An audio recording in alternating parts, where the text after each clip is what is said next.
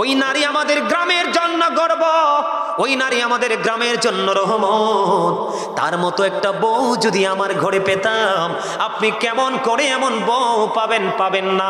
কারণ প্রত্যেকটা ঘরে ঘরে যদি নামাজি পর্দাশীল মেয়ে তৈরি করতে পারেন, প্রত্যেকটা ঘরে ঘরে অটোই পর্দাশীল বউ চলে আসবে। আপনার মেয়েকে পাঠান পেন্সিল শু পরে শপিং কমপ্লেক্সে, মেয়ের ক্ষেত্রে শপিং কমপ্লেক্স আর বউয়ের ক্ষেত্রে অত্যন্ত পর্দাশীল, তাহলে আপনি সঠিক বিবেচনা কম বাবা হতে পারেননি।